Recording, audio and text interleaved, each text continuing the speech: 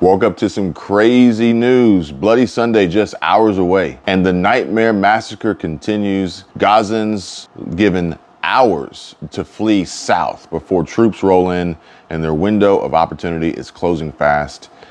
I got a lot that I want to share with you guys here today, and let's just go ahead and jump right into it. And this warning for Americans about the damage that Bloody Sunday leaves in its wake. Have you guys heard about this one already, or is it just me that stumbled across this nightmare scenario where it says that if sky-high house prices and mortgage rates have made you hit pause on your home buying plans, you may want to think again. And this is according to personal finance personality Dave Ramsey. The average 30-year fixed mortgage rate increased to 7.49% last week, up from the prior week's average of 7.31% and hitting the highest level since 2000. At the same time, house prices continue to rise, primarily due to low inventory. Now, I don't want to make this an entire video about Dave Ramsey. I think I got a better seating position and angle here to limit the glare. What do you guys think? But I do want to talk about this Bloody Sunday situation, this scenario, as well as hopefully the audio is coming through clear. I'm recording simultaneously. I'm going to pick and choose which one's better when it's done through post. And hopefully we don't have that wind noise sound from the fan over my head in my new studio here, which I don't know. Maybe this will be my new studio. I don't know. But it says, become debt free. Ramsey was joined on Fox and Friends by The Ramsey Show co-host George Kamel, who backed Ramsey's bold housing call and mirrored his advice around becoming debt-free. And it says here that if you're a millennial or you're a Gen Z, you're feeling hopeless right now, you're feeling cynical, says Kamel. Your parents are saying you're throwing away money on rent, get a house, and you're broke. You've got to have some patience because rent and mortgages are not apples to apples. So, again, I don't want to make this all about Dave Ramsey, but it mentions building an emergency fund. And Ramsey believes every adult American should have at least $1,000 set aside to cover life's inevitable challenges. For instance, if you're suddenly slapped with a big medical bill or your car breaks down, that backup fund will stop you from falling into financial distress. Beyond that, Ramsey says you should have 3 to 6 months worth of living expenses, including your rent or mortgage, other loan repayments, grocery and energy bills, and other regular expenditures. Have this to cover larger surprises like a job layoff or a long hospital stay. And the long hospital stay could potentially be becoming more and more of a reality here as time progresses, but I'm not going to deep dive into that one. But I do want to talk about Bloody Sunday. It says here that house prices aren't going to go anywhere but up, even with interest rates going up. More importantly, the housing market is just stalled. And man, this is the quote. He says, "We've got Bloody Sunday coming with the student loans kicking back in Sunday, and Christmas is bearing down on us, so it's time to get on a budget and get on a plan." And with that in mind, Ramsey says you shouldn't sit back and wait for conditions to improve, reminding potential buyers that you can always refinance your home loan to get a better rate down the road. So essentially, marry the house or date the rate, marry the house, date the rate is what he's saying.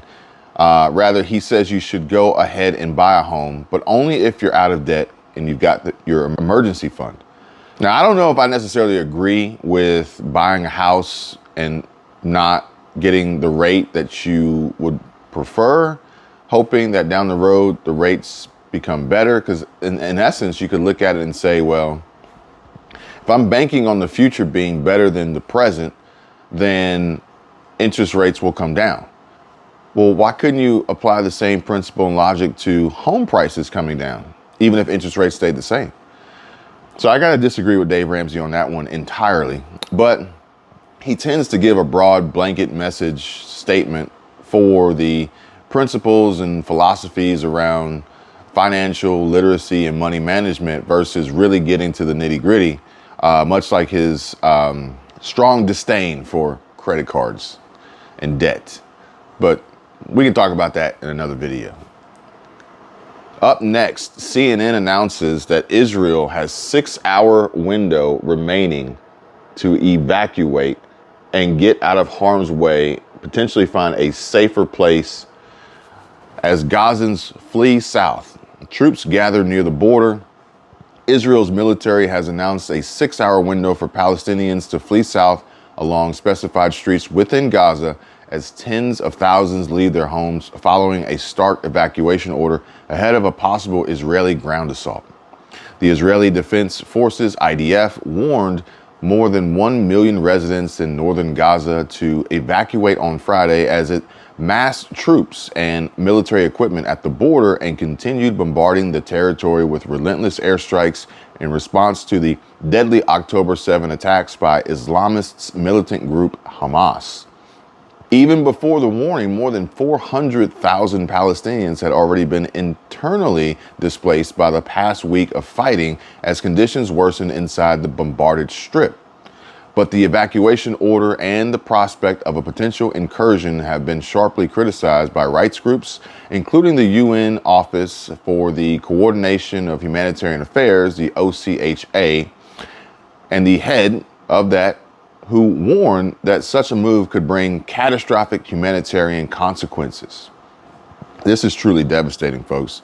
This is unreal, unbelievable, and most importantly, the impacts that it's going to have here for U.S. citizens, folks living in America, in this country.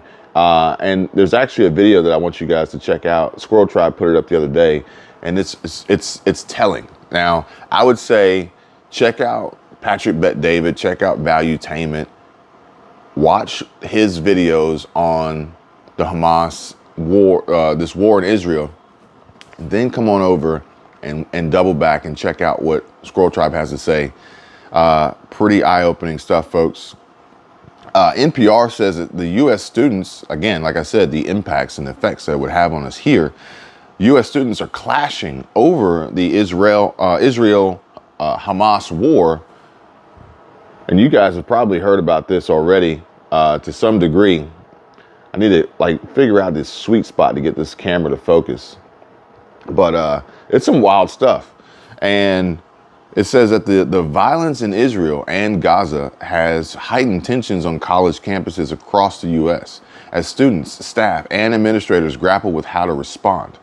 Pro-Israel and pro-Palestinian student groups are weighing in online and in person, with many of their statements and protests provoking strong reactions from the other side. Take the controversy at Harvard, where dozens of students groups signed onto a letter from the Harvard Palestine Solidarity Committee, PSC, on October 7, the day Hamas launched its surprise attack on Israel, holding Israel entirely responsible for all unfolding violence. The letter garnered widespread backlash from students, faculty, high-profile alumni, politicians, and even Harvard's president. Several groups have since retracted their support of the letter, though some of their members have been doxxed. And so if you don't know what doxing is essentially where people try to dig up as much personal information about you as possible and spread it on the internet so that others could be made aware of who you are, where you live, your family members, and more than likely try to do some sort of physical, mental, emotional, or financial, or all of the above harm to those people. This is the world we live in today. This is the internet age. This is the digital age and technology and AI that has made this so easy to do. In New York, the president of NYU's Student Bar Association wrote that Israel bears full responsibility for this tremendous loss of life, end quote. In a letter to the group that quickly went viral and drew widespread condemnation, the student has since lost their law firm job offer and is in the process of being removed from their leadership role. Student groups have also held vigils and protests, which in some cases have led to direct confrontations between pro-Israel and pro-Palestinian groups. Protesters clashed at schools, including the University of North Carolina at Chapel Hill and Indiana University in the recent days. Columbia University closed its campus to the public on Thursday due to safety concerns over two planned student protests a day after an Israeli student was allegedly assaulted with a stick outside its library. Man. If it ain't one thing, it's another, folks. Now, I'm not making light of the situation, but I am cycling through the news here that is being presented to me on a daily basis. And I want to keep you guys informed and updated of the latest of what's going on and what's happening. And it says that the CBS News Miami Black history teacher takes Florida education standards complaints to the UN, United Nations. And a Miami-Dade teacher packed her bags to haul complaints about Florida education standards overseas to the United Nations. Renee O'Connor, nominated for Miami-Dade Public Schools Teacher of the Year in 2022, is on sabbatical. She taught African American history elective and AP courses for 12 years. That changed this summer when she saw new guidelines for colleagues in middle schools to begin teaching students how slaves developed skills in which some instances could be applied for their personal benefit, end quote. O'Connor said, "It was the moment that was really the nail in the coffin for me. I think when you're in the classroom and you have to worry about what your principal is going to say, what the district is going to feel about a teacher standing up for herself, for her class, for her students, and for this really important class, since I am not in the classroom, I have opportunity to do things such as go to Geneva," end quote.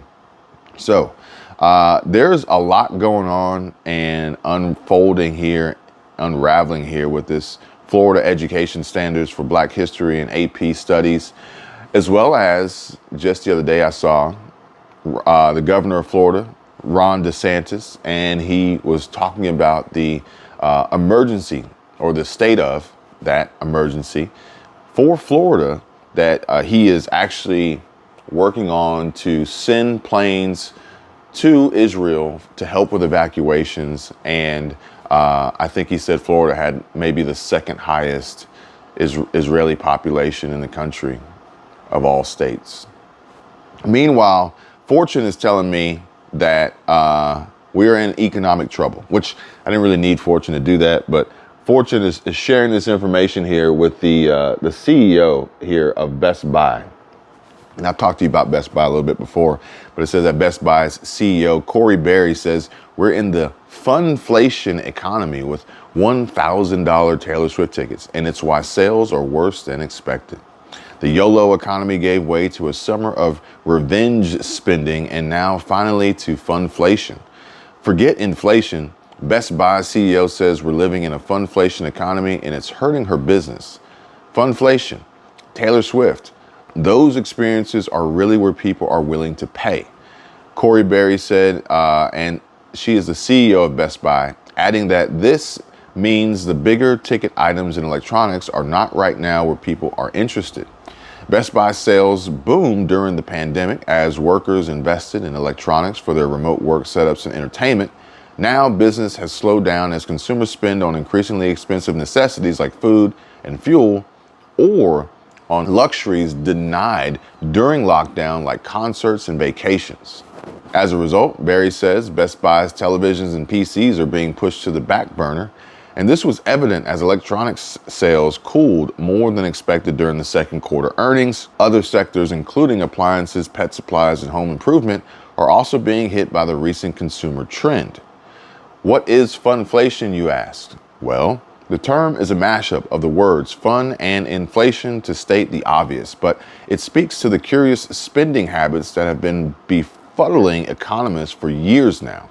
In short, higher demand for fun experiences drives higher prices for fun experiences. After years of being locked down, American consumers have been eager to get out of the house and splurge on items like Taylor Swift concert tickets, Barbie in theaters, and airline tickets. For instance, Swifties spared no expense for the Eras Tour, spending hundreds of thousands of dollars on tickets and costumes. This has also been called a YOLO economy, in which consumers use the mantra, "You only live once," to justify their purchases. The term revenge spending has come into use as well, with Delta CEO Ed Bastian referring to the fun-seeking phenomenon as revenge travel. and saying it's a $300 billion market opportunity. So interestingly enough, I think, and they say something's got to give, and I get it. I understand they're making a claim for their business so that they can try to get back on track with sales. But we got to understand the seasonality of business, and sometimes the seasonality of businesses and consumers and spending habits and trends aren't necessarily, in line with the season, like the physical seasons that we feel, the temperature and environmental changes in outside in the world. And I gotta say, as I'm sitting here, I'm counting at least 3 flat screen TVs in here that we don't even use anymore. Remembering back when a flat screen TV was going to cost several thousands of dollars, and now you can get a really high quality 50, 55, maybe even a 60-inch flat screen LED. I'm talking about back in the day when we had DLP TVs with the big old bulb in the back. It was a flat screen, but it wasn't a thin wall-mounted TV. And then we moved on to plasma, and then we moved on to LCD, and then we moved on to LED, and then we moved on to OLED, OLED. And the simple fact of the matter is that the technology has advanced so rapidly. Competition was so fierce. Prices got slashed so much. I don't think people need TVs anymore because they already have them. They have so many of them, and they're so relatively inexpensive for smart TVs and Roku TVs. Like, it's just unnecessary. Let alone, people are probably watching more content on their mobile devices, on their smartphones, and on their tablets and laptops and computers than they are on TV, more than likely. Let alone having the time to be able to sit down and watch something, because people are working more and commuting more than ever. That's just my thought. That's just my opinion. However, when you think about it, yeah, we had a long period of time where we were deprived of, some of life's greatest opportunities, being entertainment, concerts, being open out in public with people, and traveling for sure. And now that traveling has become a little bit easier to do with the restrictions and mandates pretty much being eliminated, but the prices and costs driving up sky high, yeah, I can see why people are taking advantage of this time and this opportunity to spend the money that they have on experiences that they may never ever get again, that they have been shown and proven that can be taken away from them. Much like flat screen TVs and computers, laptops, and video cards, and all sorts of tech necessities that went like toilet paper. They were just flying off the shelves. And then we got into this whole supply chain crunch, supply and demand issue, but that was replenished. What can't be replenished is Taylor Swift and her willingness to do a concert tour, or Beyonce, or Drake, or 21 Savage, or Ed Sheeran, or Adele, or whoever it may be. This makes perfect sense to me. And perhaps maybe Best Buy should be looking at incorporating some of these experiences into their business to try to, stimulate sales in another way, versus just pointing the finger and saying, oh, it's the YOLO economy, it's funflation. Woe is me, but you better find a way to get people to come in that store and buy your products. Otherwise, you are going to be going out of business. Now, I do want to share some information with you from the U.S. Department of Housing and Urban Development, HUD. And HUD announces a $212 million funding opportunity to expand affordable housing options for persons with disabilities. So this is, I think, right on time. Definitely needed, much needed for sure. If you guys want more information about that, let me know. I will be sure to bring it to you, as well as one that really excites me and interests me, which is how to make money with AI, okay? Because, it's not just Best Buy's CEO. It's not just, all these other major big businesses and corporations trying to figure out how to make that money. We are too, okay? Millennials, Gen Zs, potential home buyers, everybody right now, without a shadow of a doubt, can't argue the fact that we need to make more money, plain and simple. And they ask, is artificial intelligence, AI, a threat to our opportunity or to create more wealth? Let me do this again. Is artificial intelligence, AI, a threat or an opportunity to create more wealth? And this is from the Motley Fool. Now, it says that artificial intelligence, AI, is such a hot topic these days that many people are wondering how to make money from AI.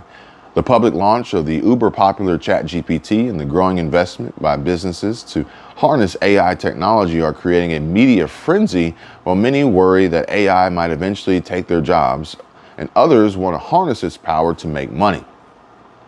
I have no job. Well, I guess I do have a job that could be taken, but I'd like to see AI do what I do. I'm pretty much a one of zero, folks, and you need to think the same way. Put yourself in a position to be one of zero. So, and if you know who initially said one of zero, drop it in the comment section down below. I'd be delighted to know that we watch and we listen and pay attention to some of the same very, very smart and inspirational and successful people out there in the world. But it says that there's 7 ways, and they have a list. There's more than 7.